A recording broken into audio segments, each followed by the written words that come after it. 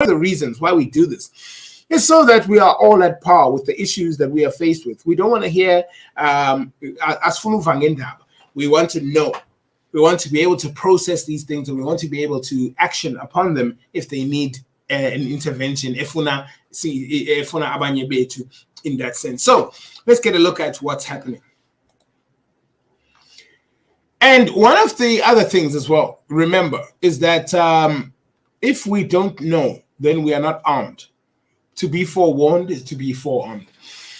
The former head of Gauteng Mental Health, Magabo Manamela, has told the Life Esidimeni inquest that even qualified people like psychiatrists did not raise concerns in the meetings.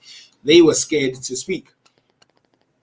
Magabo Manamela, the former head of Gauteng Mental Health, told the Life Esidimeni inquest on Thursday that there were instances where NGOs engaged by the Gauteng Department of Health to transfer patients did not have food, linen, and clothes for patients as they had not been paid by the department. The inquest aims to establish the cause of the death of 144 mental health care users, as well as who was responsible for their death during the marathon project to transfer patients from Life Esidimeni facilities to various NGOs. She said, our powers were to support or work together with the NGOs to stop the deaths. That is why we had to adopt an NGO strategy. I allowed my staff so that if the patients need things urgently, they can help. It was tough on my staff. They felt I should not allocate them to adopt NGOs, but it was necessary. Manamela told the inquest during the cross-examination.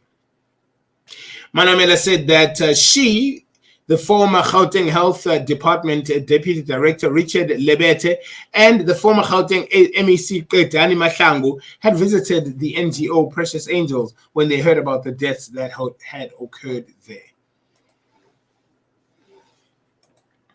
Very sad what happened, and the answers that we need are still pending right now, pending the end of the Inquisition. There is a blood type so rare that only 43 people in the world have it, and only 9 of them donate blood. The blood known as RHNULL, the rhesus null, is often referred to as golden blood due to its rarity and great value. To understand what this type of blood is so rare and expensive, you need to understand a little about blood types. There are 4 main blood types. Blood type A is the oldest and even existed before the human race evolved from our ancestors. Type B developed about 3.5 million years ago from a genetic mutation that occurred in one of the sugars on the surface of the red blood cells. 2.5 million years ago, another mutation to that gene that is responsible for the type of sugar that blood cells have led to the formation of blood type O, whose cells do not have sugar or do not have the sugar that causes the formation of blood type A or B. Sometime over the years, another blood type developed, a blood type that has expression of both sugars together and is known as AB. The blood types are characterized as antigens that are on the cell membrane and trigger an immune response in contact with environment that is not compatible with them. The 4 blood types or types of blood are classified according to AB antigens. Blood type A carries antigen A, blood type B carries antigen B, and AB carries both. The blood type O carries none of them. In addition, red blood cells are classified according to the presence or absence of a protein called rhesus. If it is present, the plus mark will be added next to the blood type. If not, the minus mark will be added. Now, the first case of golden blood was identified in 1961 in a woman in Australia. When another dozen or other strange cases had been found, a scientist estimated that around 1.6 million people around the world, or 1 in 6 people around the world, have this type of blood. No one is sure, but as they mentioned, there are only 43 confirmed cases. As mentioned, this blood is considered universal blood for anyone who has a rare blood type in the Rh system because it lacks any antigens that may provoke resistance to the human immune system. 28 minutes now after 9 a.m. Excuse me. Criminals dressed in Tshwane Metro Police Department uniform and driving an unmarked vehicle with blue lights are allegedly targeting drivers in Centurion in Pretoria. The spokesperson Isaac Mahamba said the criminals allegedly stopped drivers and hijacked them, mostly in Centurion on the R511 from Diepsloot heading to Hartbeespoort. He said police are investigating 3 similar incidents. Community members are encouraged to be extra cautious and on alert on the roads. Though some community members might be reluctant to come forward, we encourage members of the public who might have information regarding these criminals to report such nearest to the police station. The number to call is 012-358-7095 or 7096. All information received will be treated as confidential.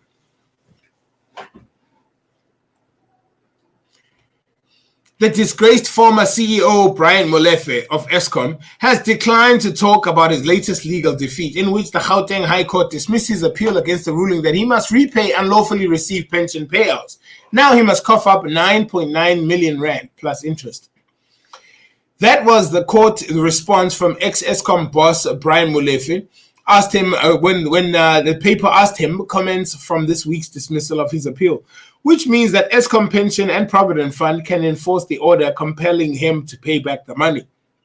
The dismissal was confirmed by Eskom's Group Executive for Legal Compliance, Mel Govender, during a presentation to Parliament's Standing Committee on Public Accounts on Wednesday, when she was also painted a bleak picture of the scourge of corruption and power utility.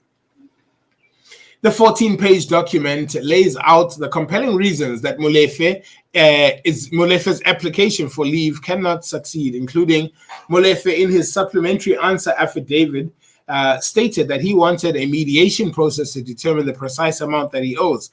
It is inconceivable that a court would find that the matter would have been mediated, and therefore that the parties must be on appeal to be directed, considering meeting around a mediation table and something which had already been determined.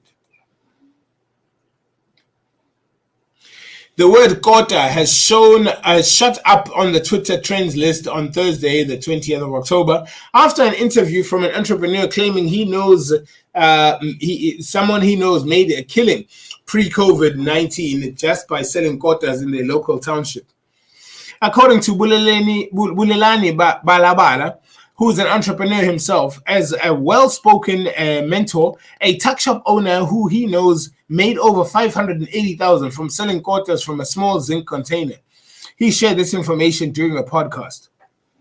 In the interview, Balabala and Lebo discussed the dynamics of entrepreneurship in South Africa with a laser focus on township economy and township entrepreneurship. Balabala spoke about changing the negative perceptions and perspectives many people have about township business and business owners, saying that people are not aware that some entrepreneurs are making a lot of money. It was one of the strangest things when doing work that we do. You find someone who's making 580,000 rand a month over quarters out of a 6 meter by 4 meter zinc container or umkuku. Imagine. Yes, dreams do come true. This is KNR. Radio according to you. Fact or fiction? The intelligence gene is passed to the child from the mother. I will say fact.